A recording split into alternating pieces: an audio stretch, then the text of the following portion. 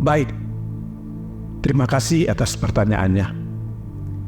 Sebelum kita masuk ke dalam dunia roh kekristenan, mari kita lihat sebentar apa itu dunia roh dalam pengertian secara umum. Dunia roh secara umum itu adalah didominasi oleh roh-roh jahat yang ada di udara ini, di mana dunia roh ini memberikan rasa takut, stres, ketidakmengertian dan ketidaktahuan tentang dunia roh. Dan ini menjadi suatu senjata iblis untuk dapat disesatkan oleh kuasa-kuasa kegelapan. Tadi kita katakan roh ketakutan, roh ketidakmengertian, itulah senjata iblis untuk menjatuhkan manusia. Dikatakan di dalam firman Tuhan bahwa roh-roh jahat ini dia berada di dalam atmosfer di bumi ini, sehingga manusia begitu mudah dipengaruhi ataupun disesatkan oleh kuasa-kuasa kegelapan dalam dunia roh yang umum kita ketahui. Nah, saudaraku, sekarang kita melihat apa itu dunia roh kekristenan. Paulus menyatakan dengan gamblang, dengan terang bahwa di dalam kekristenan setiap orang yang menerima Yesus sebagai Tuhan dan Juru Selamatnya, dia akan diberi oleh Tuhan Roh Kudus untuk tinggal dan berdiam di dalam diri orang itu, untuk memimpin, menolong, menghibur, dan memberikan damai sukacita sejahtera. Sangat berbeda dengan apa yang disebut dunia roh. Di dalam dunia roh kekristenan,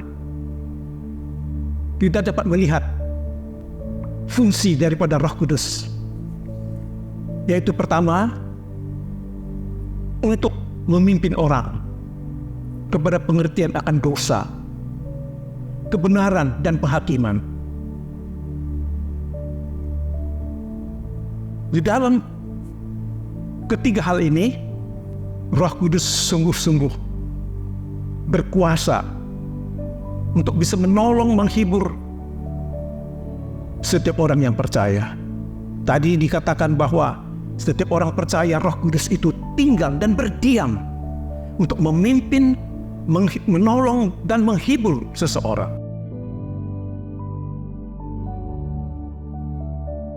Iya, tadi sempat disinggung ya sama Pak Immanuel bahwa di dalam dunia roh itu ada sisi gelap tapi juga ada sisi terang. Tadi sempat disinggung sisi gelap, kita bicara ada setan, ada roh jahat. Lalu kemudian sisi terang ada Roh Kudus yang menerangi kehidupan kita sebagai seorang Kristen. Jadi kita juga harus mengerti bahwa tubuh kita diciptakan itu ada terdiri dari tubuh jasmani dan tubuh rohani. Ya. Jadi kalau kita bicara tubuh jasmani itu terdiri dari darah dan daging. Dan roh ini yang memberi hidup itu adalah satu hal yang berbeda ya. Kebetulan kita diciptakan oleh Tuhan sebagaimana dikatakan oleh Alkitab, sempurnalah hendaknya kamu tubuh, jiwa, dan roh, kata Paulus. Jadi ada 3 bagian. Nah, yang selama ini kita berjalan dengan tubuh dan jiwa ya, tetapi sedikit sekali kita menyadari bahwa kita memiliki spirit, roh. Nah, roh ini juga sesuatu yang hidup sebenarnya. Hanya dia tidak dapat kita lihat, sebagaimana kita tahu bahwa Allah adalah roh, malaikat juga adalah roh, iblis dan setan juga adalah roh. Dan kita sebagai makhluk roh, Tuhan telah tutup bungkus kita dengan hal yang jasmani, yaitu darah dan daging ya. Dan seperti Paulus juga mengatakan di Efesus pasal 6, kita mengerti bahwa perjuangan kita yaitu bukan kepada darah dan daging, yaitu tubuh jasmani, tetapi juga perjuangan terhadap roh-roh yang berada di udara. Ya, kita tahu yang dimaksud di sini adalah perjuangan terhadap roh-roh jahat, yaitu musuh kita semua, yaitu Musa Allah juga. Ya, dengan demikian kita paham bahwa sebenarnya dunia roh harus kita lihat secara utuh ya. Ada sisi yang gelap, tetapi juga harus kita pahami kita memiliki ya terang, yaitu Roh Kudus yang sebagai sisi terang yang daripada Allah itu sendiri.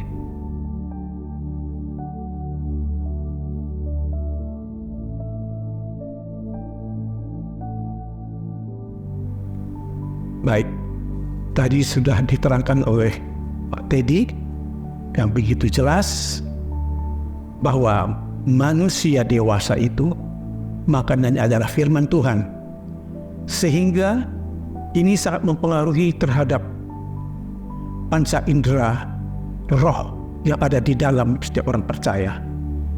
Saudaraku, kita ketahui bahwa panca indera ini juga ada dua sisi.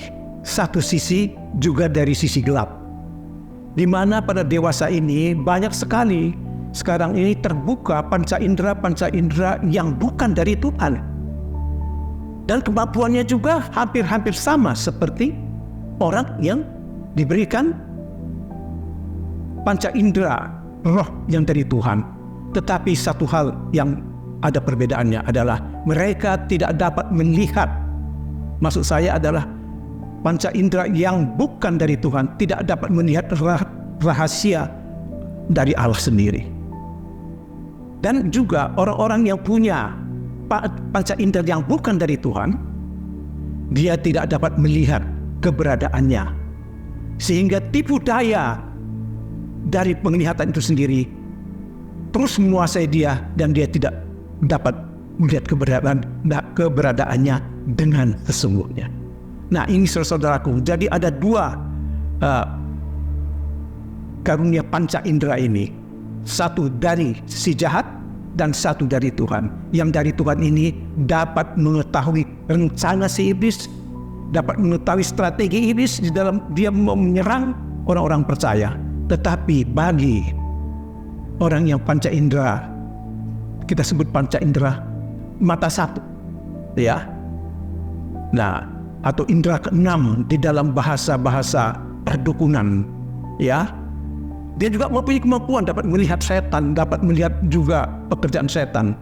Tetapi satu hal, dia tidak dapat melihat dirinya sendiri bahwa dia ada di dalam genggaman si iblis, dan dia tidak dapat melepaskan dirinya.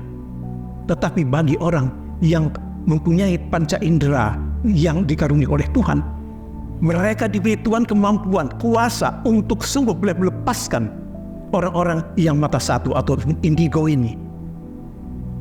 Ini satu perbedaan yang sangat menyolok. Karena bagi orang yang percaya, dia diberi kuasa untuk sungguh boleh melakukan kehendak Tuhan untuk melepaskan orang-orang dari belenggu si iblis dari mata satu itu sendiri.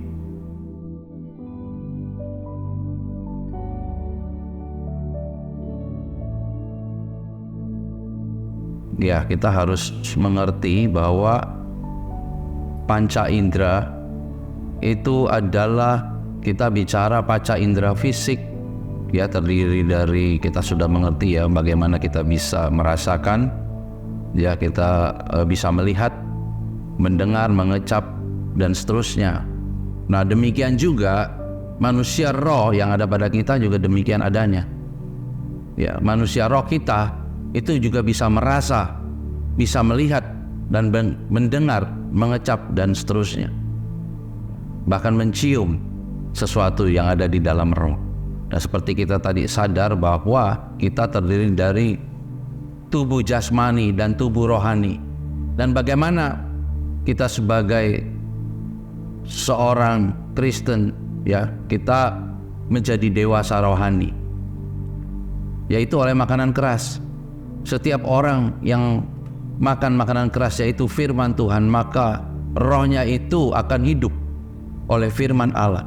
Firman Allah yang memberi hidup dan terus-menerus memberikan pertumbuhan terhadap kehidupan manusia rohnya. Kita bicara manusia roh karena kita sedang membicarakan panca indera roh.